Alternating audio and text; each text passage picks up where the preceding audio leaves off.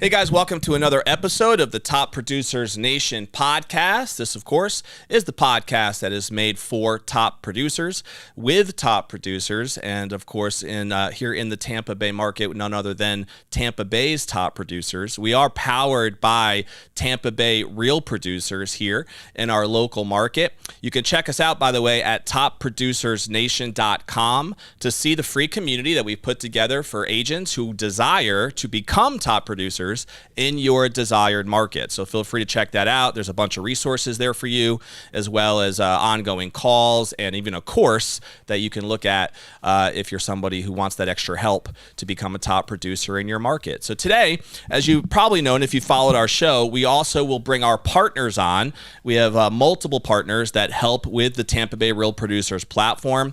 Today, we have one of those partners who owns Sublime Staging, and that's Mr. Frank Albert. Frank this is not his first time on the show. If you followed us before, Frank also runs Frank Albert Realty. And we've had him on the show before to talk a lot about Frank Albert Realty and some of the short-term rental investing strategies that he's built for his own portfolio, as well as for clients that he's worked with. Frank also and his team were successful last year at our Agent Choice Awards event and took home some hardware from that event. So I'm glad to have Frank here today so that we can focus a little bit more on the Sublime Staging business, which is definitely one of our most premiered partners with Tampa Bay Real Producers. So Frank, it's good to have you back, man. How are you? Thanks for having me. Good. Yeah, no doubt. Good. So like I said, obviously we've done a little bit of an intro already with your background, and people can check that out if they want to learn more about how you got to Tampa and how you started in the real estate game.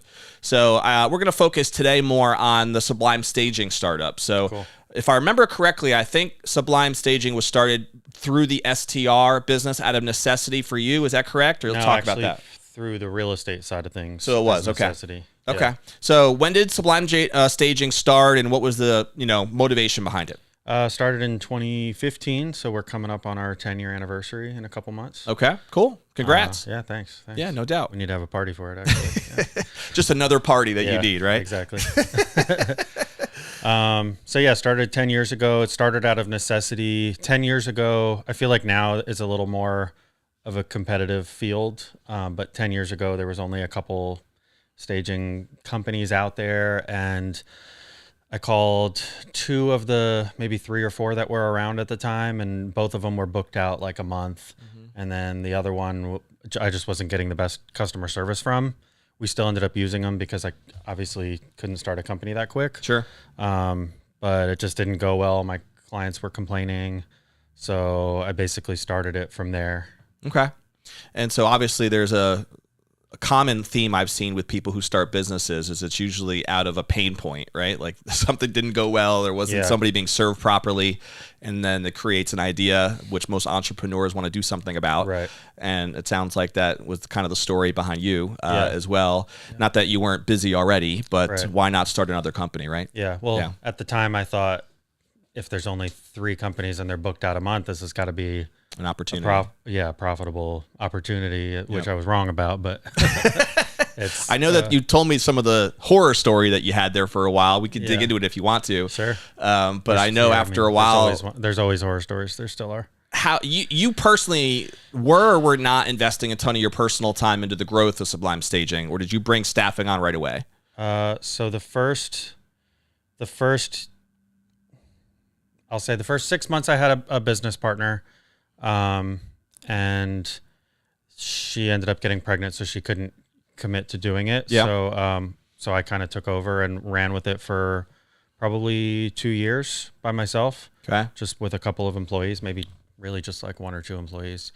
Were you mostly just serving your own deals, or were you reaching out and working with other agents at this point? The first 3 I think were just mine, and then after that we were starting to work for investors and realtor friends of mine and things like that. Okay.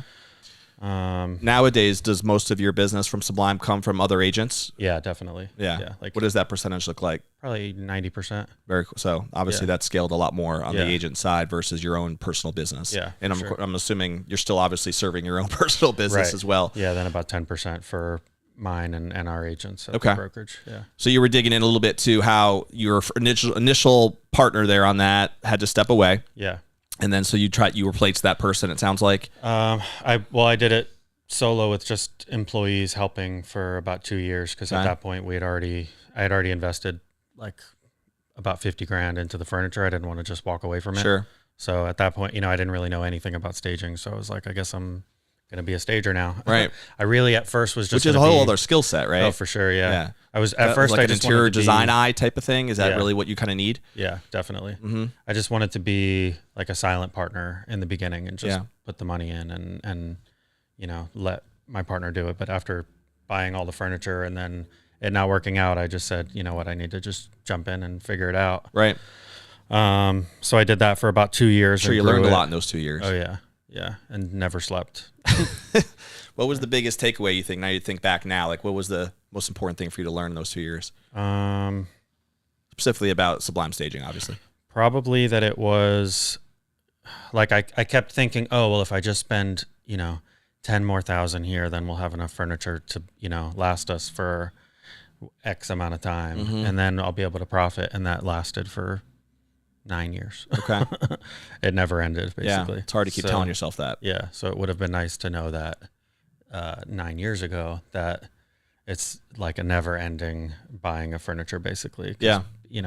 Inspectors come in and step on your couches and leave shoe print stains and things like that. Yeah. Where did you warehouse all of your furniture? Did you have a certain place? We leased a warehouse at first. Okay. And then eventually we bought one. Okay, cool. Yeah. So that was another kind of animal in and of itself, is figuring out the storage side, right? And how you were going to deal with that. And then finding, I guess, enough suppliers that you can get good furniture for cheaper rates. Is that a part of that negotiation as well?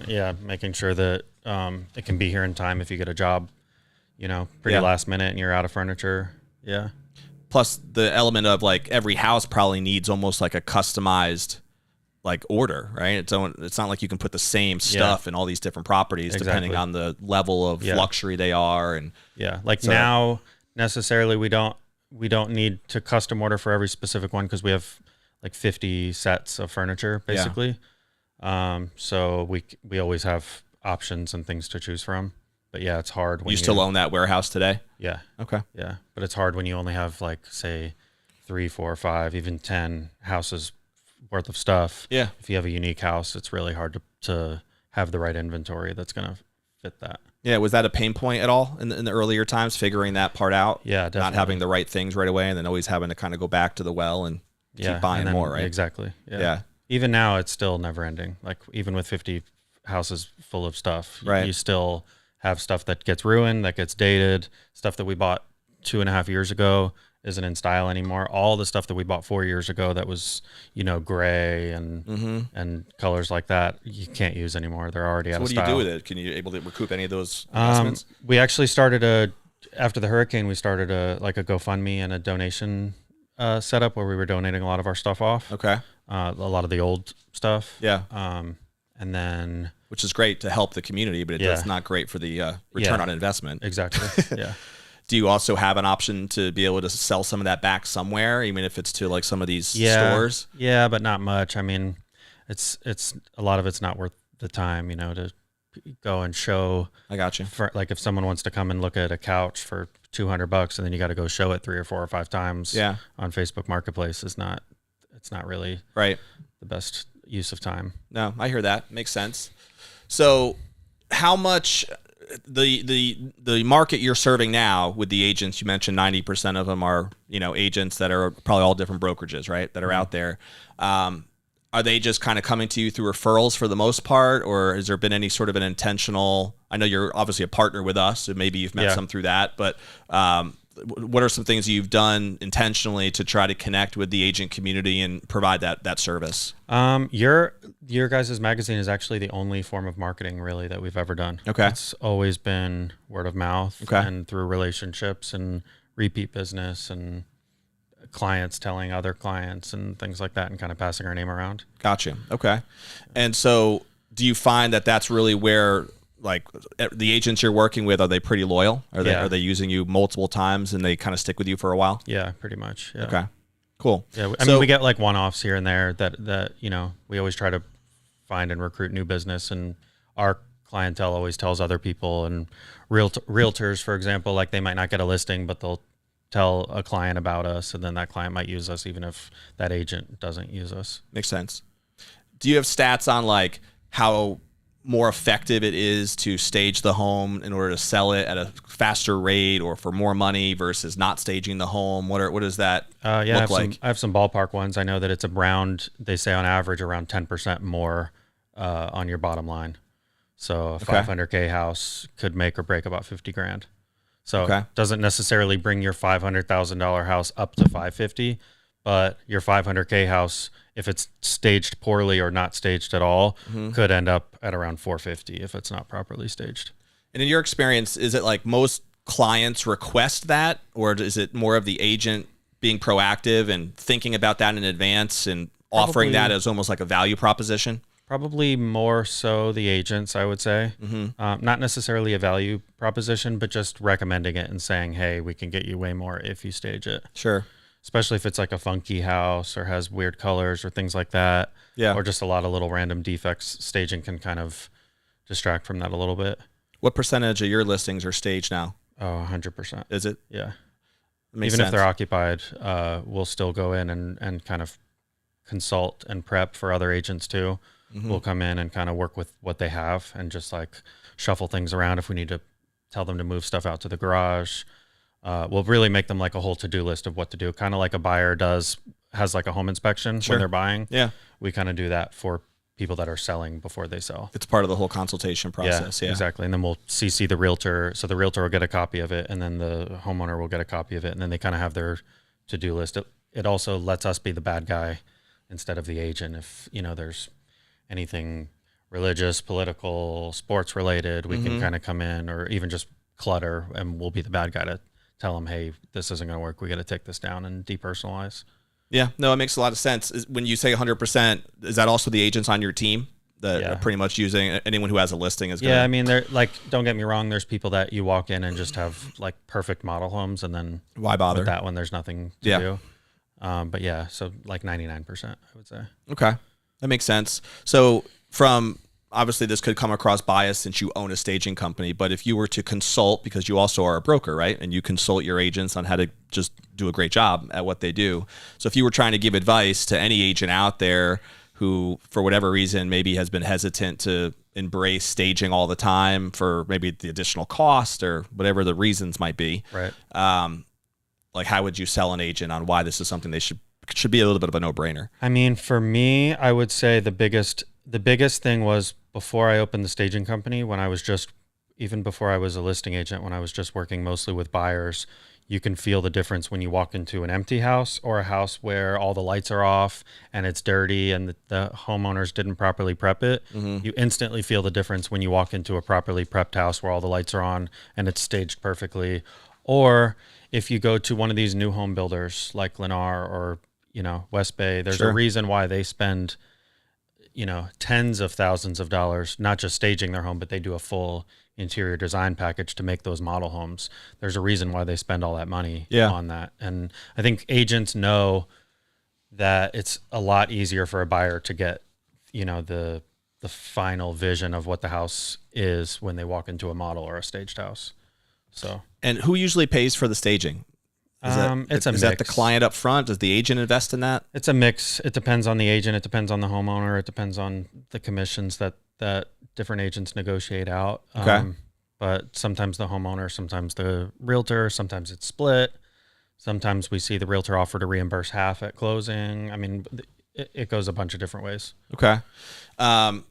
So is there like a formula that you recommend based on what the house is selling for, valuation of the property, as to what somebody should budget for staging? Is there any sort of connection there? Not really based on price point. It's more so based on square footage. Okay. So we kind of have a formula on our end on how much to budget for. And then if it's luxury, then it'll go up a little bit from there. But I mean, the vast majority of our stages range from $1,500 to $3,000 for the base package, like all the common areas, living room, dining room, kitchen, and bathroom. That's like a 3-bedroom, 2-bath type. Yeah, 1,600 square feet type home. That I would say that price that I just gave, that ranges anywhere from like 1,400 square feet to 2,500 square feet. Like I would say your average sized home. And then affordable, it seems like. Yeah, and if it can add a bedroom, then if it can shave off a month of the listing time, I mean, that's kind of a no-brainer, right? Yeah. Or if it makes you an extra, like in that example before, a $500K house, if it makes the homeowner $50,000 more, for sure. And even if you're paying it and you're making a couple percent off of that $50,000, it almost pays for itself for you too as the agent to pay for it. Yeah, no, it makes a lot of sense to me. Have you had still to this day like agents who just like for whatever reason are against the concept of staging and don't do it, or is it that's kind of obsolete at this point? Yeah, I still get some that are like, oh, I actually prefer it when it's empty, and it's like, well, for some houses that works, but the vast majority of them it doesn't work. And then I feel like a lazy almost way to go, Maybe I'm Yes wrong and about no. that. I mean, it could just be a difference of opinion. Like they Sure. just might not see the value, or maybe if they've worked with other staging companies, or if they've walked through homes that have wonky staging furniture in it, maybe they just have a bad taste in their mouth from that. It's hard to say. Right. No, I hear you. So is there any, you think, important questions that an agent should ask or know about when it comes to properly setting this up in terms of expectations with their seller? Any advice there that you can share? Yeah, I would say, well, first off, find out how many homes worth of inventory that they have, basically, that staging company. Because if it's less than 10, you're going to be just kind of working with whatever they have at that point for the most part. That's I would say, the number one. Number two, I would say, is find out how long the staging package is for. So like those kind of ballpark pricing that I gave you, that's for 2 months. I'm sorry to interrupt you. You said if that's less, meaning if the staging company is working with less than 10 houses clients at one given time. Yeah. I got you. Yeah. Okay. Then most likely you're going to be working with just like one house. Like they probably have 10 out altogether, and whatever one is coming up for a D stage, they're going to just be forced to use that. I got you. And in our beginning years, we kind of had to do that too. And looking back at some of the pictures, like one of my partners, or my only partner now, Monte, he just shared a picture of like from us from like 3-4 years ago even, and it was like embarrassing how bad just from 4 years ago. You don't want to put your name on that, huh, Frank? Exactly. Yeah. So yeah, as you grow, you get more inventory. You can do stuff a little bit more custom. You have more options to pull from to get the perfect couch, the perfect dining table that's going to fit. Sure. When you only have 10, even if all 10 houses are sitting in your warehouse, which they're not, they're always going to be out at houses to a certain extent.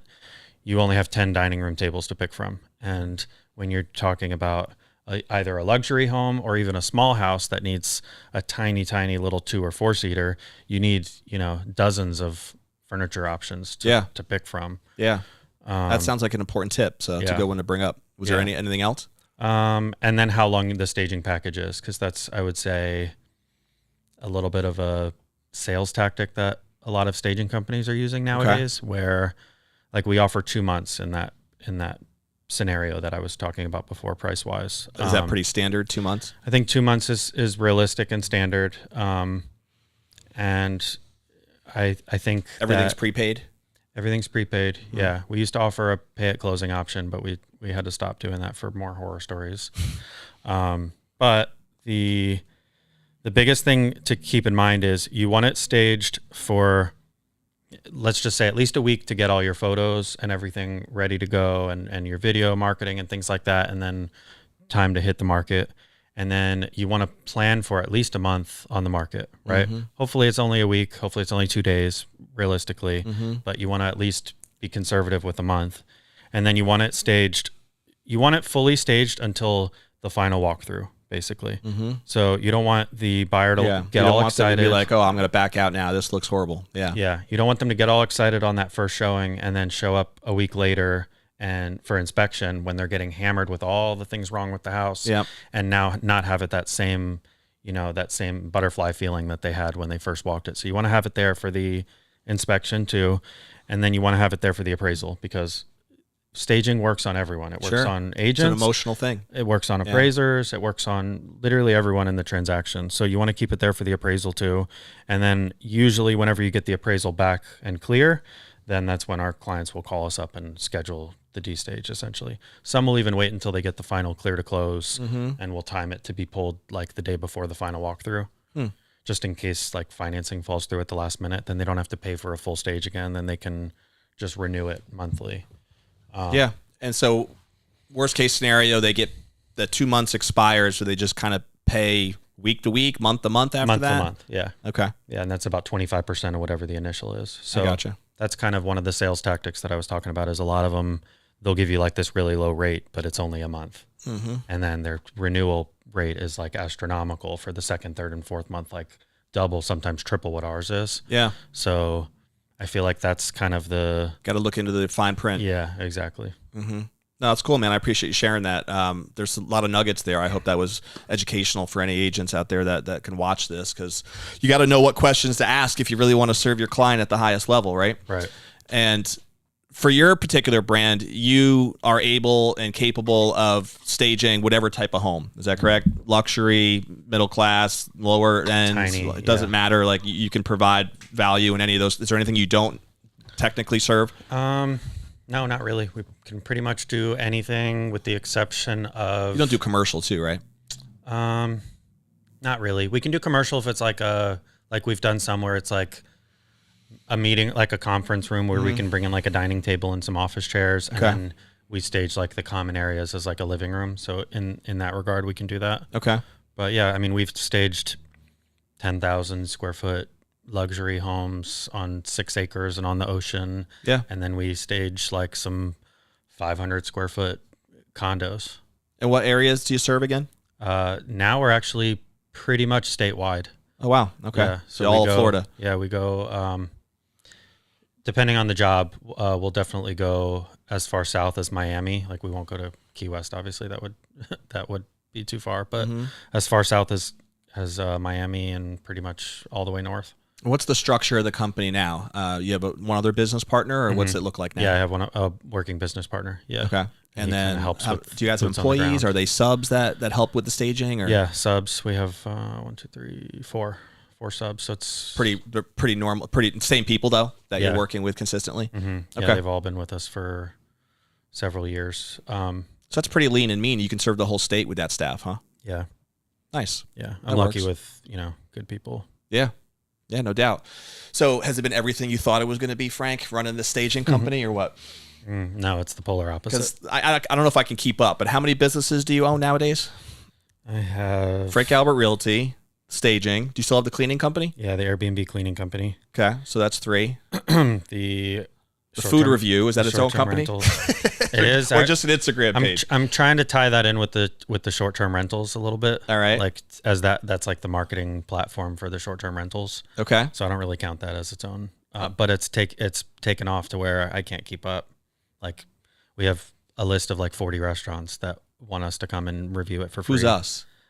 Me and like 3 of my buddies that we just go and eat. Started it, and we go eat and critique it and get video. Do you have to pay for the food, or do they just give it to you for free? No, it's free. Oh, that's great. Yeah. Yeah, I love that. And we just can't keep up. I like this idea, Rob. I might have to start one of these myself. Oh, it's the best.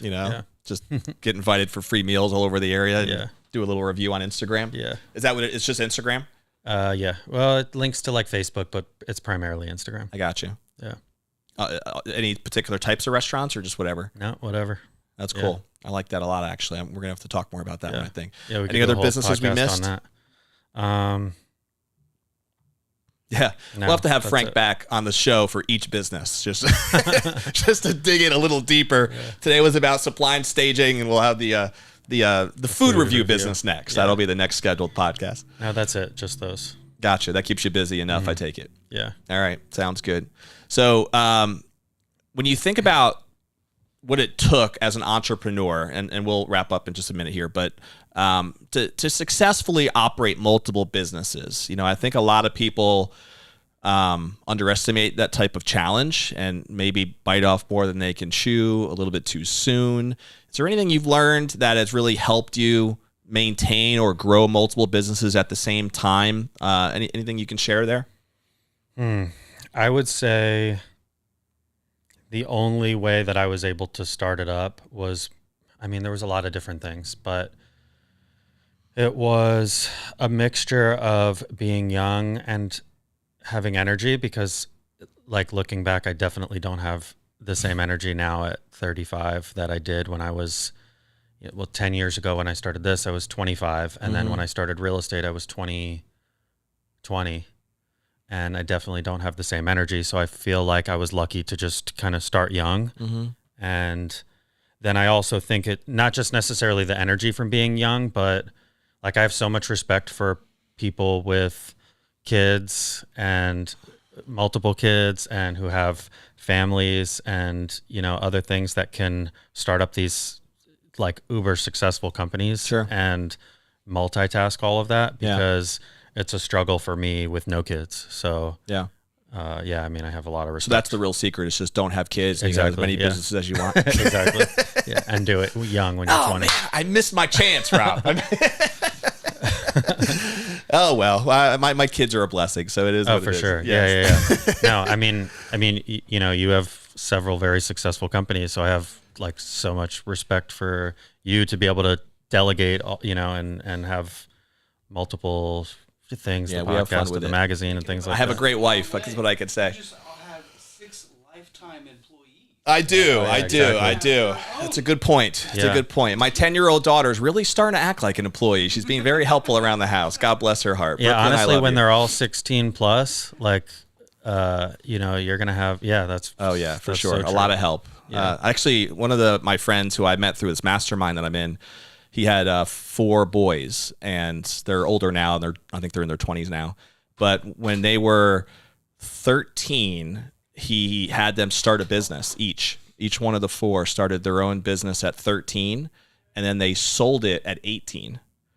So, I mean, that's just crazy experience, right? Who is this? His Local, name is or Rich it's like Christensen. Okay. He actually wrote a book. He's local, like, you know him? He's or not this is a local. He's in story? Texas. Okay. I know him through a mastermind that we're in. He's not right. local though. He's Okay. not Tampa Bay, but he lives in Austin, Texas. But I go to this mastermind. I'm a monthly member of this thing called Front Row Dads, and we meet on Zoom once a month, and then once a year I go to Austin for a conference, and so he's there for that. Oh, I love that. So I heard him speak about this a couple of years ago, and then I've gotten to talk to him about it multiple times since. He's a great guy. What kind of companies? Like lawn mowing? No, I don't remember all the details of which ones they did, but it wasn't just lawn mowing. Like I think one of them started up like a stock company, investment thing, but he made them sell it at 18. He didn't want them to like keep become it lifers. and run the company going into college and all that. But it was just that commitment to the experience from 13 to 18 that I thought was really, really cool. Wow, So I love that. yeah, he did an amazing job. So it's something I've been talking to my 10-year-old about already, planting some of the seeds. Are you going to do it? Yeah, I mean that would be the game plan. I would love to create a similar model. He also talks a lot about what he calls rites of passage, and basically having these exotic trips, which I know you're really a fan of with what you do with your real estate team, and with each one of his sons taking them to like a third world country at a young age, around 12 years old, I think is when he did it, and just experiencing guy. that as well, right? Yeah. And what that taught them, because they grew up in a pretty privileged home, and being able to see what it's like to experience the third world country, all that stuff. So yeah, like I said, he wrote a book. You could Google it. Rich Christensen is his name. I can't remember the name of his book, but I've read it, and it's very, very powerful. Oh yeah, I'm definitely going to read that. Yeah. Sounds, Yeah, no doubt, really man. Cool. Well, what's your daughter's business going to be? That's a good question. She loves animals, so I could he see let her. them pick. He did. He let them pick any He did. industry, any. I'm sure he helped he did help create some thoughts and ideas and gave them some things to think about or whatever. But yeah, ultimately it was their choice. And then I think he kind of would help with some of his network and maybe give him a resource here or there, but he didn't run it for him. Right. So it was their choice to do something. And then obviously he kind of gave him some consulting advice when needed. Wow. I wonder what they sold the companies for. I'm so curious. I have so Well, many that's the other questions thing like is that. all the money that they sold it for went to charity. Oh, charity. Yeah. Wow. SAG principle? Is that it? Nah, it doesn't. He might have written that book. I think he's written more than one, but that's not the one that I read. The one I read was something about like purple toes or something. Even if your toes turn purple. Yeah, that's the one. That's the one. Yeah. Wow. Even if your toes turn purple, that's the name of the book. I want to meet this guy. That's cool. Yeah, he's really an interesting dude. He's I learned a lot from it. I've heard him speak more than once now, but He's in real estate, or he's just no, just he's a tech entrepreneur, I believe, okay. more than anything. Yeah. But yeah, man. So congrats on your success, obviously, as an entrepreneur with the multiple businesses that you've built up. Is there any, like, do you view them as like, hey, this is my baby, this one is more supplemental? Like, is there any priority in your mind, or are they all just as important to you? I would say they're all equally important.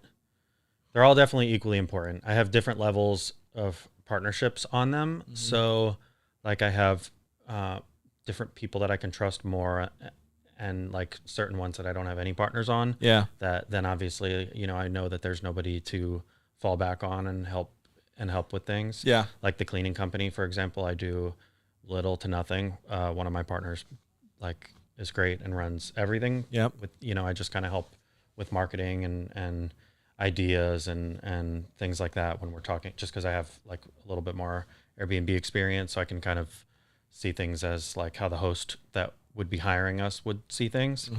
So a little bit of like, say, consulting on that end, but for the most part, I don't help with the day-to-day operations of that.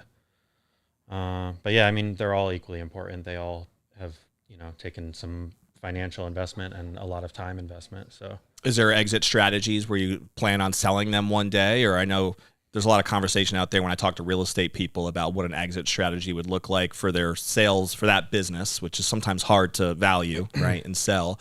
But I'm thinking that something like in staging or even in cleaning, that might be a little bit easier to evaluate and have an exit strategy with. Yeah. I mean, a couple years ago, if you would have asked, like I was begging people to buy the staging company for me, you could have made me any crazy lowball offer and I probably would have taken it because I was just so over it.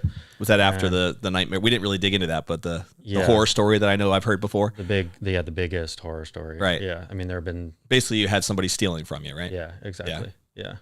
And after, not just that, but then all of our furniture was piled up 15 feet high in a storage unit, several of which I wasn't even told about, and they were getting auctioned off like from some random storage company that I had never heard of. So that was definitely the biggest sticking point there. And that was basically restarting the entire company over again because like 70% of our furniture was ruined and destroyed. And then, and the funds that were there were getting embezzled by some apparent partner that wasn't really in it for the right reasons, right? Yeah, exactly. So, where do you spend most of your time now? Is it still mostly on real estate, would you say? Or? Definitely mostly on real estate, I would say. And then just the scheduling and really the scheduling of the staging of where we're going to pull this couch from, where we're going to pull that from, like putting the word out there, reaching out to our clients, kind of making sure that all of our clients are happy. And so I would say it's like 60% of my time is real estate, 25% is staging, and then the other 15% is like Airbnbs and personal time. You still buying on the Airbnb side? No. You've been selling? I haven't been selling. Just been holding? Just been holding, yeah. And that's not due to any other reason other than like I've kind of hit my limit time-wise. So it's not because you don't think there's good deals out there anymore. It's no, there's still good deals to be made for sure. It's just, and it's kind of pulling back a little bit and wanting to carve out a little bit more personal time. Sure. As I get a little bit older, I just don't want to be working. You're not that old yet, Frank. Still got many years to come, hopefully. Yeah, but I don't want to be working 90 hours a week anymore. I want to be working like I respect that. 60. And if you guys want to become an agent, one of the things that I know Frank has is a team called Frank Albert Realty. And if you are an agent who might not be satisfied with where you're at, he offers his team trips to Japan. If you guys want, if you're looking for a fun trip, right, to Japan, you do have to earn it through sales. You don't just get to go if you're part of the team. But I think you're doing some really cool things with your sales team as well. Thanks. Yeah, Japan's this year. Italy was last year. Right. Greece. Pretty cool stuff. There's not a lot of teams out there that offer those types of incentive trips, right? Yeah. And I don't know what percentage of your agents make those trips. It depends on the year. Okay. This is the first year actually that we upped the sales goal from it's been the same for the last 7 years, but the market has quadrupled over the last 7-8 years, let's say. So the same goal then would have been much higher now. Okay. But yeah, so this year it's hard to say how many are going to hit it. So it's always just like a certain sales quota, like hit X and you get to go. Yeah. It's not like be top 20 in the office or top 10 or whatever and you get to go. Yeah, prior to this year, it was always 5 million. Okay. Which was our minimum to join the brokerage. I gotcha. So if you hit the 5 million, then you got to come on the team trip every year. Okay. It's ranged from, back in the beginning when we were a much smaller team, it was like maybe 6 or 7 of us. No, maybe 8. I think the smallest we did was like a group of 8, and that includes like some of our office staff and things like that. And my mom, who's on our office, like my mom comes. And then now this last year, I think there was like 20, somewhere around 20. That's gotten expensive, Italy. huh? very expensive, very hard to Is it manage. all expenses paid, or are they paying anything? It's mostly all expenses paid, like some food and stuff they get, but I have like certain dinners, Airfare and scheduled. hotels. You're Airfare's covered, covering all hotels that. covered, excursions are covered, some big meals are covered, some drinks, some night outings are covered, like random lunches here and there. Like if people break off and go do their own thing is like pretty much the only thing Right. not included. But with that stuff, I kind of don't even count because if you were home, you'd be spending money on food anyways. Sure. So Japan is this year, huh? Yeah. You ever been there before? No. It'll be first time with the whole crew. Is it Tokyo, or where are you going? I haven't planned that out yet. It depends how many people make the trip. That makes sense. Because I can't. Oh, so it's not 2024 volume. It's this year's sales volume? Yeah. So next year, starting next year, it's going to be. So right now, basically, January to December is counting for next year. Mm-hmm. But for this year's trip, I think I cut it back to like April to April or May to May. Okay. Just People got because- till May to qualify, huh? Yeah, May or April. I have to double check that. When do you do the trip? It's usually like September, October. Okay. Nice. But how it's been before was So if you're an agent who think you can get at least, what do they have to do? 10 million this year? 8. 8 million. 8 million in between now and May. Yeah, that's Boom. so easy. You're going.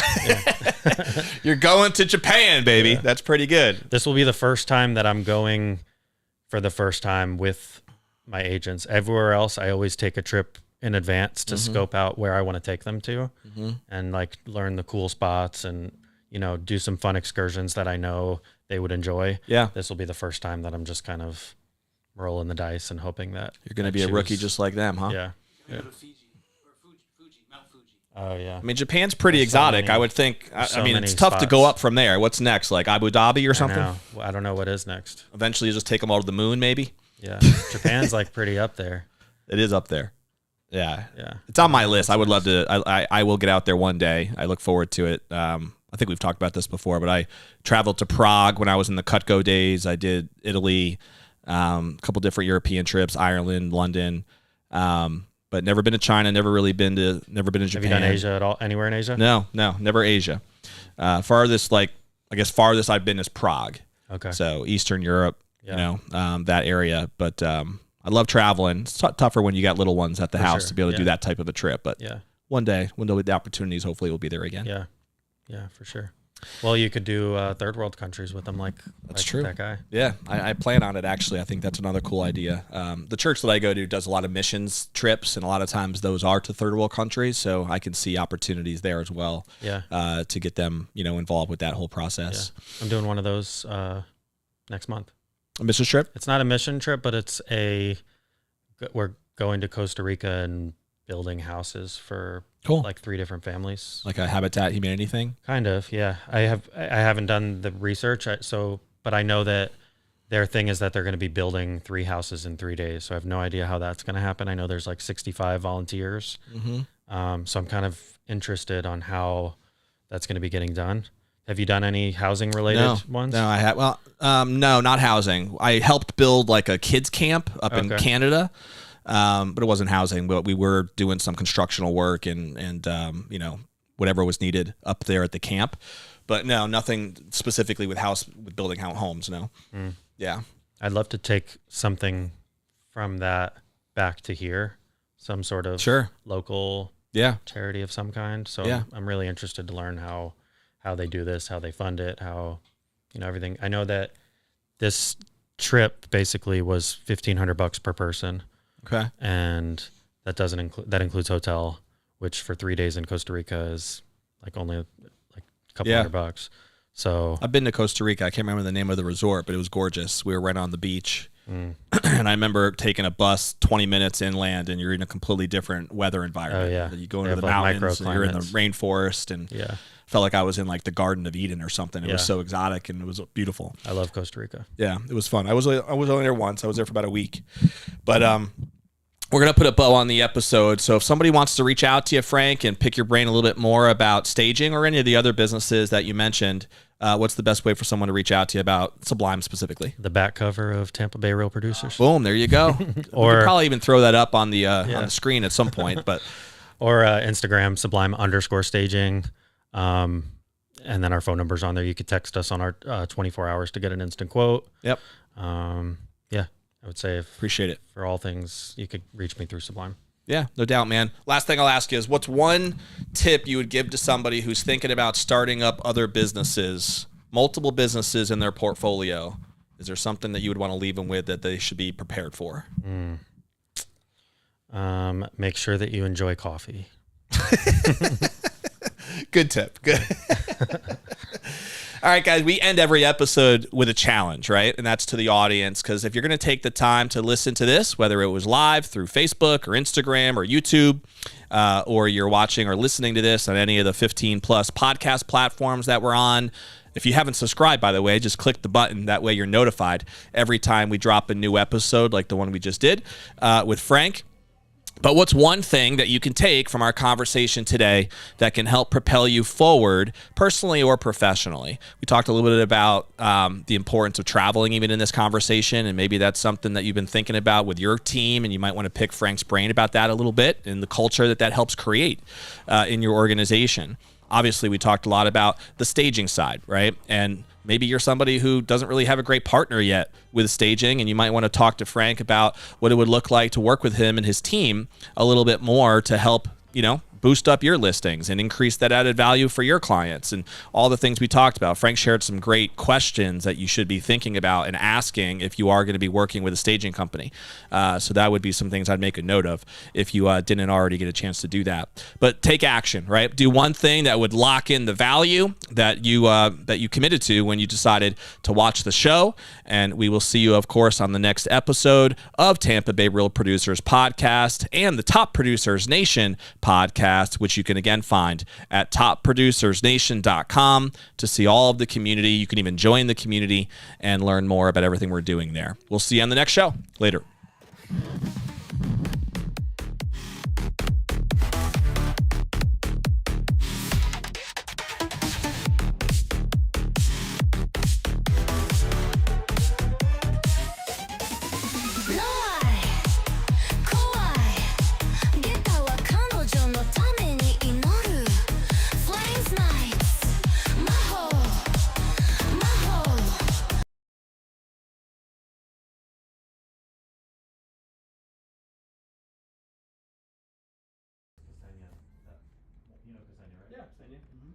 I want to say it was her that won, and I've known her for years, but she's never used this for staging, and she won that, and then from there she's used this like